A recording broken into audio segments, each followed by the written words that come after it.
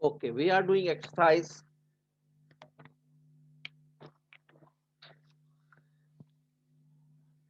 Exercises 19.10.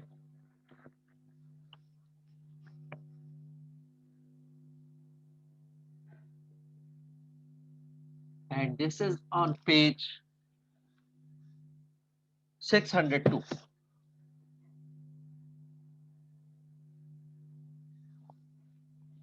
Page 602, exercise 19.10. Question number 1. X square upon 16 minus y square upon 9 equal to 1. Find the vertices and foci of each hyperbola. Draw each auxiliary rectangle and asymptotes and sketch the curve. X square upon 16 minus y square upon 9 equal to 1.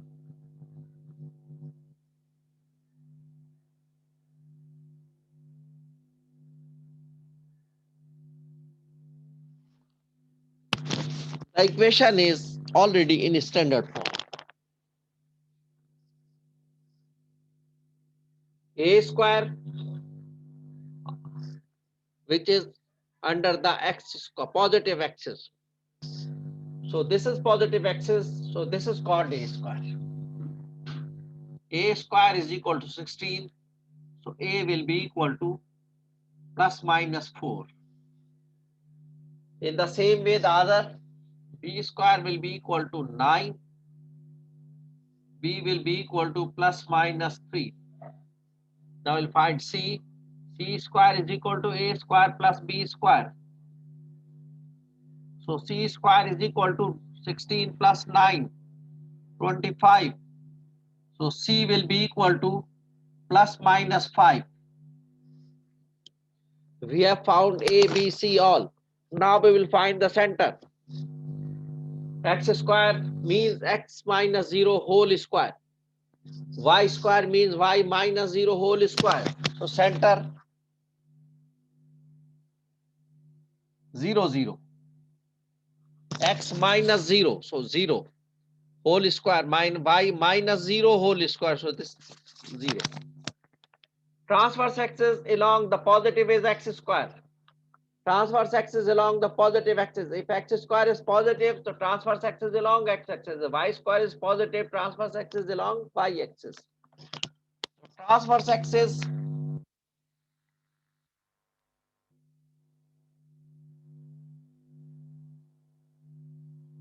along x axis.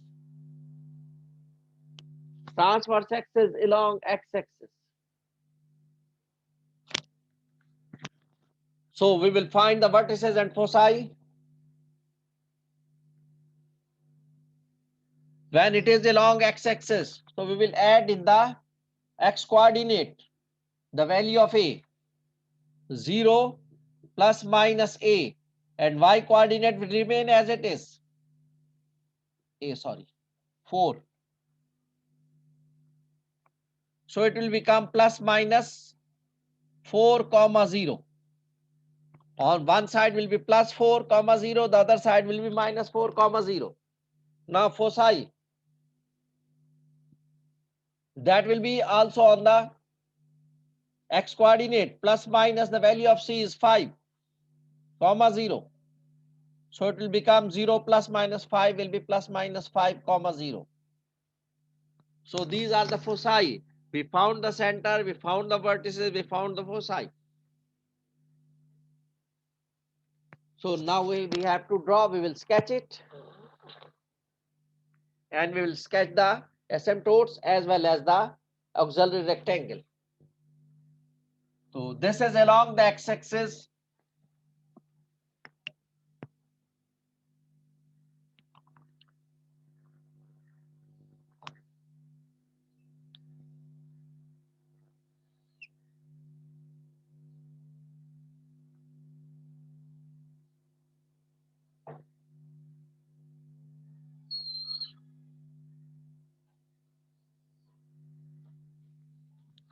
This is the sketch.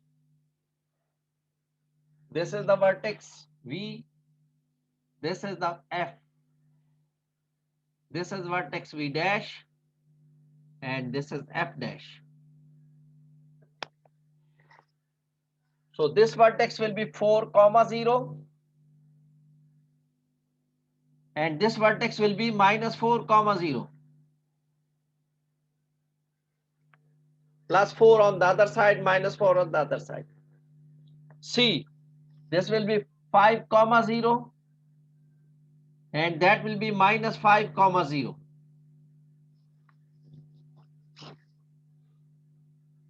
Now we have to sketch.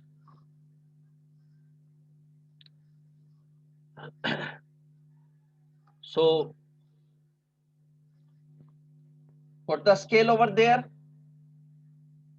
at this point, and a line will be drawn which is just touching, not actual touching, just touching. In the same way, it is just touching. These are the asymptotes. Now the auxiliary rectangle. B is 3. So take the 3. If it is 5, A is 4. This is 4, so B will be less. Here will be the B. This is 3, this is -3.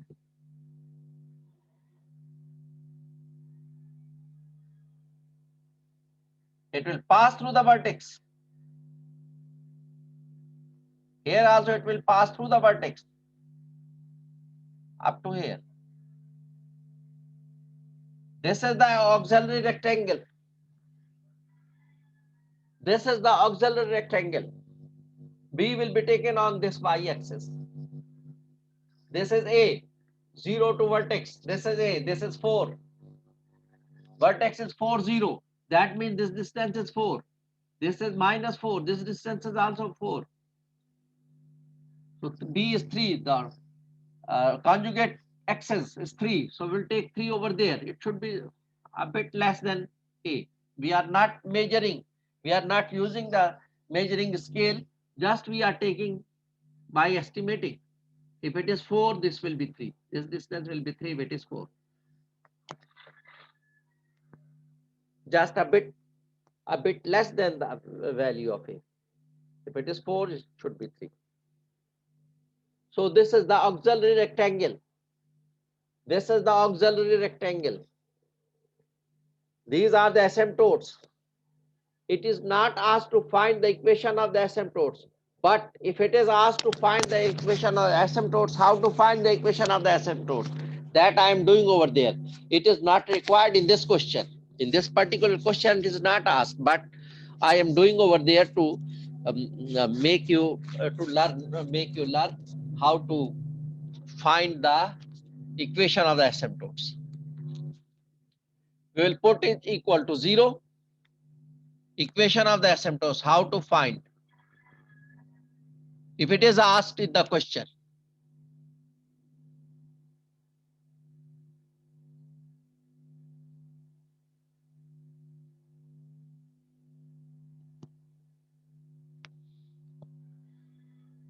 Put it equal to 0. X square upon 9 minus y square, x square upon 16 minus y square upon 9 equal to 0. Put it equal to 0, not 1.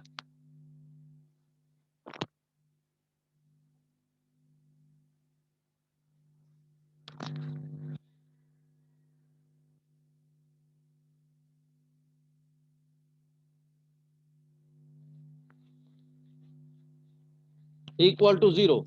then negative will be shifted on the other side. Y square is negative, so it will become x square upon 16 is equal to y square upon 9.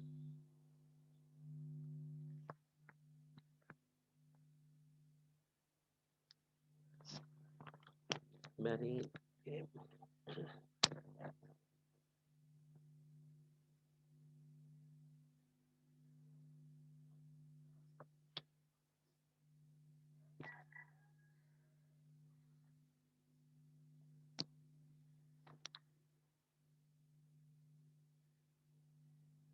Okay.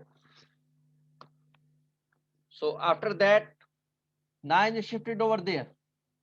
So y square will become 9 over 16 x square.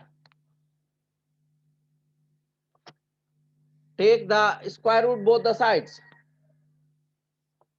So y will become plus minus 3 over 4 x. Always we have to take the value of y. It may be negative, it may be negative. If it is negative, in this case also, that will be shifted on the other side. If this is negative, that will be shifted on the other side. But in all the way, you have to find the equation of the asymptotes in y is equal to, not x is equal to. Whether the transverse axis along x-axis or along y-axis, whatever it is. But you have to take the equation of the asymptotes y is equal to plus minus something x. So this is the way how to find the equation of the asymptotes. In this question, it is not asked. Just I solve over there to make you understand how to find the equation of the asymptotes. तो equal to 0 रख के हम इसको करेंगे. Equal to 0 रखकर हम इसको करते हैं. और y की वैल्यू हमेशा निकालते हैं. y is equal to not x equal to.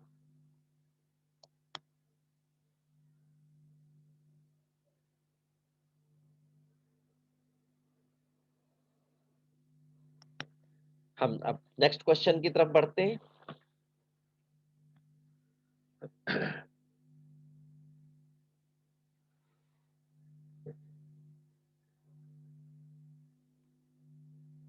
एक और क्वेश्चन करते हैं. Question number 5. y square upon 4 minus x square upon 4 equal to 1.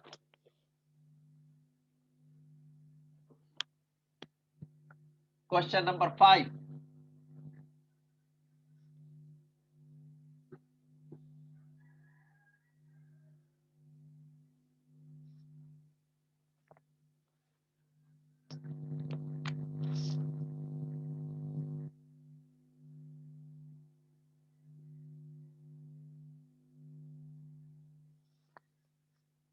This is in the standard form.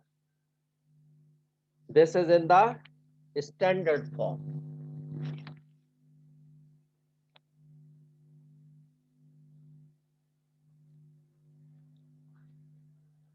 Y square upon 4 minus x square upon 4 equal to 1. अब इसमें positive के नीचे जो होगा वो a होगा, नेगेटिव के नीचे जो होगा वो b होगा. तो पॉजिटिव y स्क्वायर है तो y के नीचे 4 है, so a square is equal to 4, so a will be equal to plus minus 2. और नेगेटिव वाले के नीचे जो होगा वो b कहलाएगा. अगर से दोनों इक्वल है, both are equal in this case. ये हो गया. अब आपने c निकालना है. c square is equal to a square plus b square. So it will become c square is equal to 4 plus 4, 8. And c will be equal to plus minus root 8. Root ले लेंगे तो अगर इसको तो 2 under root 2 आ जाएगा. अगर इसको मैं फर्दर सॉल्व करूं plus minus 2 under root 2. Root 8 क्या होगा? Plus minus 2 under root 2. Okay, तो ये हो गया हमारे पास. अब हमने देखना है इसका सेंटर 0 0।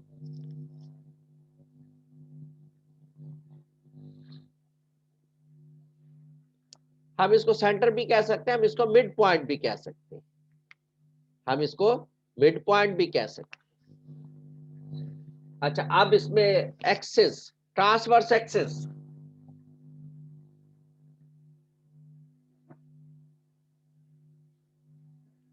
एलॉन्ग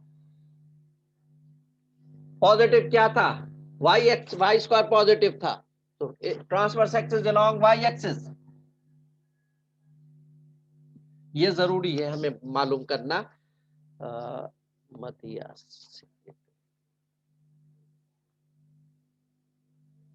क्योंकि ट्रांसवर्स एक्सिस हमें पता नहीं होगा तो हम इसमें ऐड करेंगे, इसमें ऐड करेंगे, हम कुछ नहीं कह सकते। We must remember the transverse axis, we must know the transverse axis. अच्छा, अब हम वर्टिसेस निकाल लेते हैं। वाई एक्सिस है तो वाई कोऑर्डिनेट में हम एक ही वैल्यू ऐड करेंगे, x coordinate as it is रहेगा, वाई में 0 में एक ही वैल्यू +-2 ऐड कर देंगे, सो इट विल बिकम 0, +-2। ये वर्टिसेस हो गए। अब फोसाई 0, इसमें भी फोकस और वर्टिसेस दोनों एक ही एक्सिस पर होते हैं, तो अगर ये एक्स वाई एक्सिस है तो ये भी वाई एक्सिस पर होगा।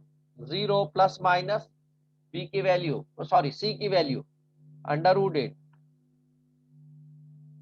so it will become 0, ±√8।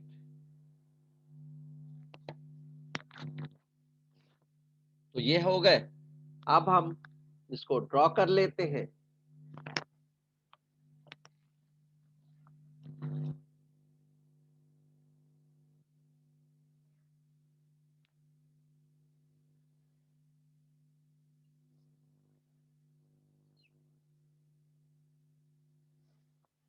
ये वाई एक्सिस पर बन रहा है, वाई एक्सिस पर है तो यू बनेगा।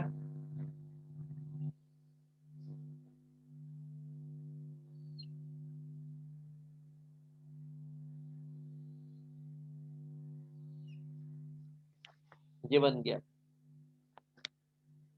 यहां भी होगा,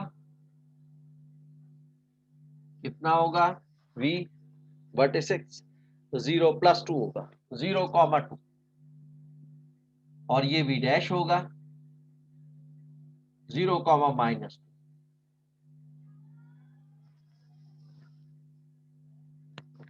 ये f होगा 0, √8, और यहाँ f डैश होगा 0, -√8।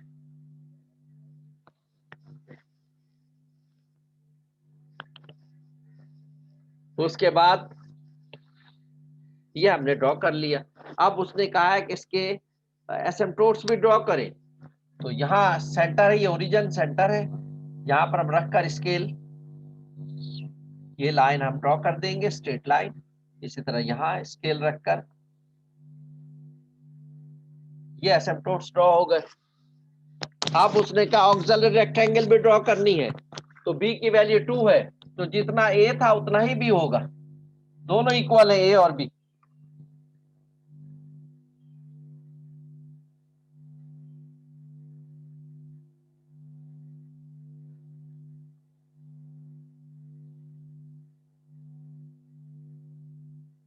ये ऑक्सिलरी रेक्टेंगल हो गई भाई,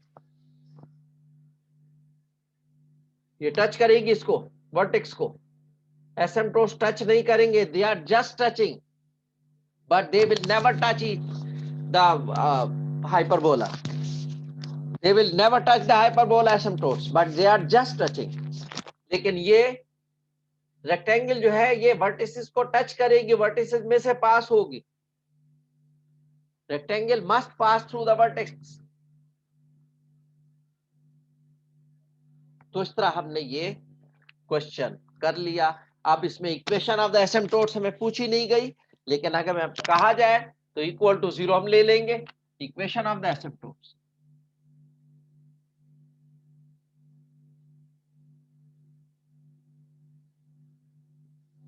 इसको इक्वल टू 0 सपोज कर लेंगे, y square upon 4 minus x square upon 4 equal to 0, equal to 0। और ये नेगेटिव को उस तरफ ले जाएंगे, y square upon 4 equal to x square upon 4, 4 को उस तरफ ले जाएंगे,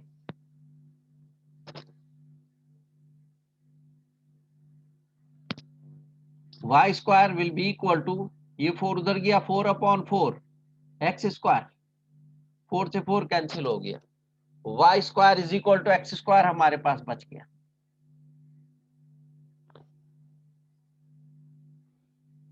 और इसको स्क्वायर रूट ले लेंगे, y is equal to plus minus x, ये इक्वेशन ऑफ द एसिम्पटोट्स आ गई, y is equal to plus minus x, this is the equation of the asymptotes. y को हमेशा y की वैल्यू निकालनी है, y इज इक्वल टू,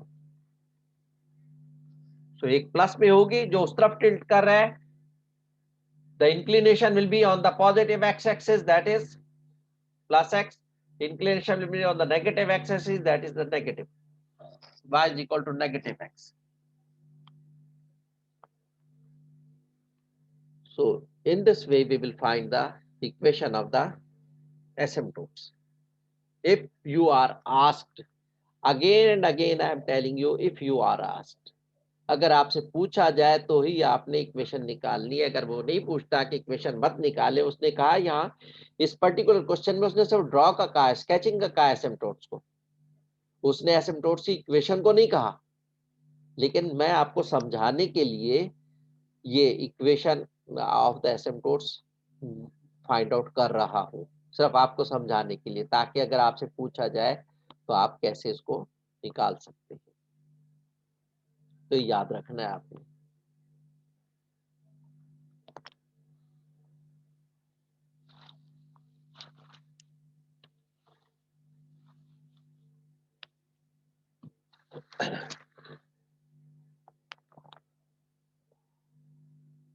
तो मिटा दो बेटा इसको, नेक्स्ट क्वेश्चन करते हैं अब हम। समझ में आ गया सबके?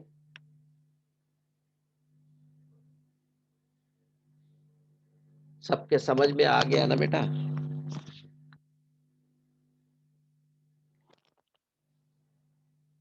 ओके।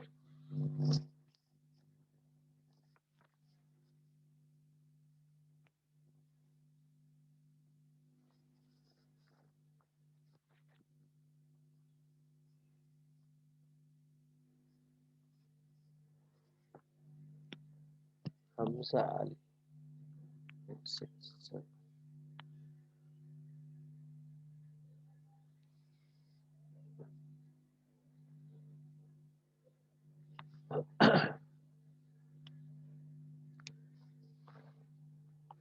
इसमें एक इलिप्स और एसिम्पटोट्स में सिर्फ नेगेटिव का फर्क है।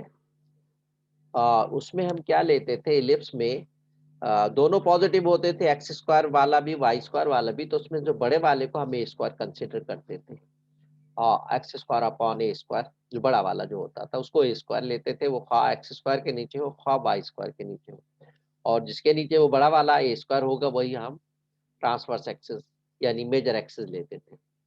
अच्छा, इसमें क्या है, इसमें हमें छोटा और बड़ा ए नहीं देखना, हमने पॉजिटिव देखना है। जो पॉजिटिव, इसमें एक पॉजिटिव होता है एक नेगेटिव होता है, एक्स स्क्वायर और वाई स्क्वायर में से एक पॉजिटिव होगा एक नेगेटिव होगा। जो पॉजिटिव वाला होगा उसके नीचे जो नंबर होगा ए स्क्वायर होगा, वो ख्वाह बड़ा हो या छोटा हो, हम उसी को ए स्क्वायर लेंगे, और जो नेगेटिव वाले के नीचे होगा वो बी स्क्वायर लेंगे, वो बी स्क्वायर लेंगे, और सी स्क्वायर के लिए हम ए स्क्वायर और बी स्क्वायर को ऐड कर देंगे, तो उसमें बड़े छोटा कोई भी बड़ा हो कोई भी छोटा, माइनस तो कर नहीं रहे, तो इसलिए हम इन दोनों को ऐड कर देते हैं। तो ये सिर्फ फर्क है, उसमें हम ए स्क्वायर कंसिडर करते थे बड़े वाले को या इलिप्स में, क्योंकि दोनों पॉजिटिव थे, और यहाँ हम ए स्क्वायर कंसिडर करेंगे पॉजिटिव वाले को, खा वो बी से बड़ा हो खा वो बी से छोटा हो। इलिप्स में हमेशा ए जो है वो बी से बड़ा होता था, और वो जो बड़ा होता था उसी को हम ए स्क्वायर लेते थे, इसलिए वो जाहिर है फिर ए स्क्वायर बड़ा हो गया बी से, हम छोटे वाले को बी स्क्वायर कंसिडर करते थे। इसमें हम पॉजिटिव वाले को ए स्क्वायर लेंगे, नेगेटिव वाले को बी स्क्वायर लेंगे, तो इसमें हमने छोटा बड़ा नहीं देखना, कोई भी वो छोटा हो ए स्क्वायर या बी स्क्वायर से बड़ा हो या बी स्क्वायर के इक्वल हो, जैसे अभी इस केस में दोनों इक्वल थे। तो ये चीज इसमें जहन में आपने रखनी है कि पॉजिटिव वाला ट्रांसवर्स एक्सिस होगा, उसमें बड़ा वाला ट्रांसवर्स एक्सिस होता था, इसमें पॉजिटिव वाला ट्रांसवर्स एक्सिस होता है। अब एक क्वेश्चन करते हैं, question number 9।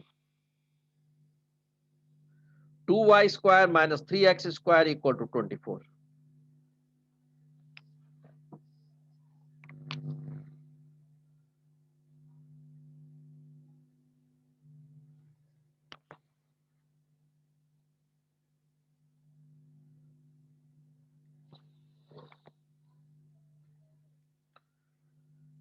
To y square minus 3x square equal to 24। ये स्टैंडर्ड फॉर्म में नहीं है, स्टैंडर्ड फॉर्म में लाने के लिए हमें यहाँ 1 लाना पड़ेगा। तो 1 कैसे लाएंगे, हम इसको डिवाइड कर देंगे 24 से, तो 1 आ जाएगा।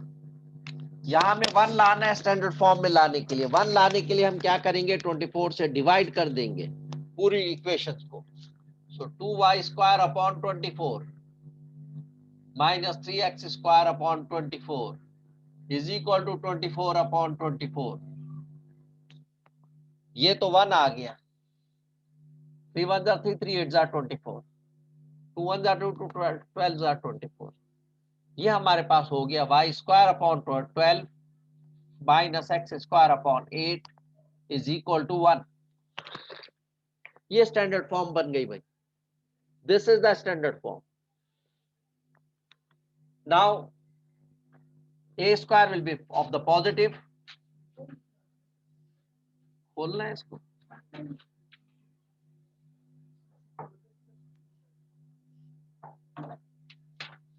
a will be equal to plus minus √12,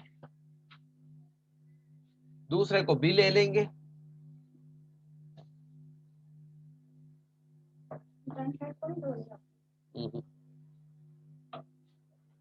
plus minus 8।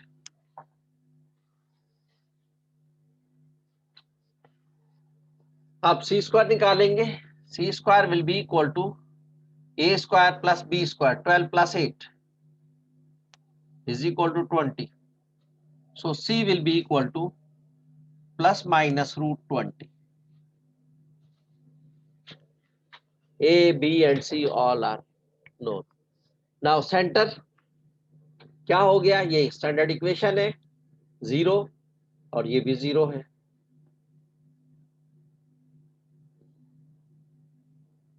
या मिड पॉइंट भी कह सकते हैं हम इसको, सेंटर भी कह सकते हैं।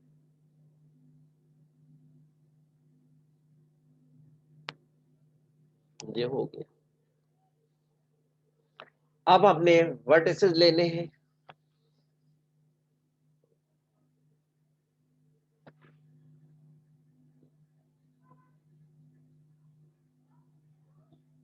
सॉरी एक्सेस भी हमने लिखना है, उसके बगैर वर्टिसेस हमें पता ही नहीं चल सकते। ट्रांसवर्स एक्सिस पॉजिटिव क्या है हमारे पास, वाई स्क्वायर है, तो transverse axis along y axis,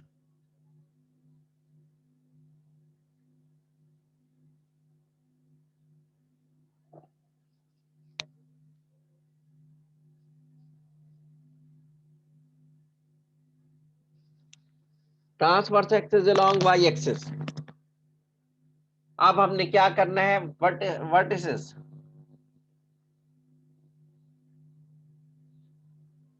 Y axis है तो वाई में हम वाई कोऑर्डिनेट में इसमें ए जो है हम ऐड करेंगे, x coordinate as it is रहेगा, इसमें ऐड करेंगे 0 में ए की वैल्यू ऐड करेंगे plus minus √12, so it will become 0 plus minus √12। इसी तरह फोसाई करेंगे, फोसाई विल बी, ये भी वाई कोऑर्डिनेट में चूंकि लॉन्ग वाई एक्सिस है, वर्टिसेस और फोसाई एक ही उस पर होते हैं एक्सिस पर, प्लस माइनस सी की वैल्यू 20, तो ये 0 रहा और ये 0 प्लस माइनस ये करेंगे तो 0 कॉमा प्लस माइनस √20।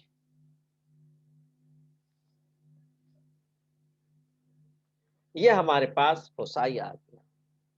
अब हम इसको ड्रॉ करना चाहते हैं तो वर्टिसेस भी हमें मालूम है, फोसाई भी मालूम है, सेंटर भी मालूम है, एक्सिस भी मालूम है, ये तीनों चीजें हमें पता है, हम इनसे इसको ड्रॉ कर सकते हैं। वाई एक्सिस पर बन रहा है, ये भी कहाँ बन रहा है, वाई एक्सिस पर। तो यहाँ मैं ड्रॉ कर देता हूँ।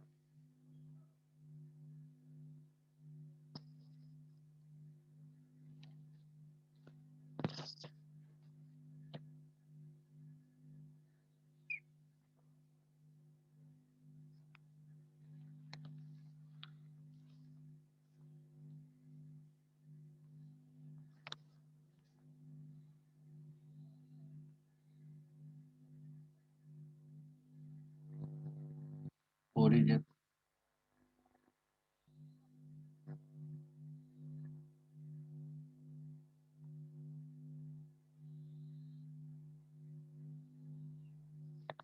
ये हो गया। यहाँ वर्टेक्स हो जाएगा एक ही दूसरा वर्टेक्स हो जाएगा। वर्टेक्स क्या 0 प्लस √√0 कॉमा √12 और ये हो जाएगा 0 comma minus √12।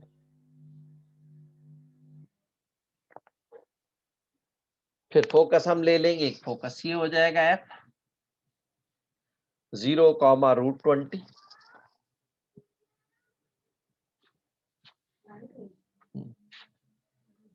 f dash 0 comma minus √20। You have to remember this is the value of a, this is the value of c. c यहां से ज्यादा फासला है तो c must be greater than the a. यहां से यहां तक का डिस्टेंस a होता है सेंटर से, ये a इतना सा फासला है और ये इतना फासला है, so that is greater। तो इस तरह हमने इसको ड्रॉ करना था। अब हम इसके एसिम्पटोट्स ड्रॉ कर लेते हैं, यहाँ लाइन लगा के स्केल रख के। ये एक ये एसिम्पटोट्स है, ये एसिम्पटोट्स। ऑक्सिलरी इक्वेशन तो b की वैल्यू ±8 है, तो ये ±12 है, तो उससे कम है ये b की वैल्यू। अगर यहाँ तक 12 प्लस तो यहाँ तक 8 हो, √ ±8 होगा, तो यहाँ से हमारी ये बन जाएगी।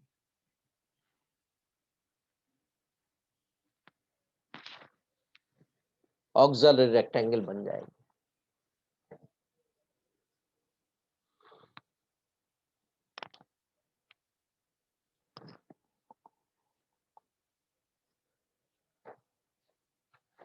So this is the way how to scale। और इसमें अगर हम एसिम्पटोट्स की इक्वेशन निकालना चाहें तो इसको यहाँ से इक्वल टू 0 ले लेंगे।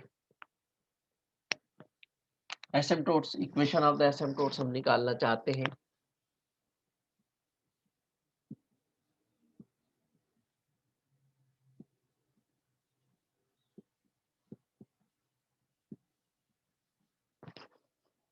क्या करेंगे, हम इसको 0 ले लेंगे, y² / 12 माइनस x² / 8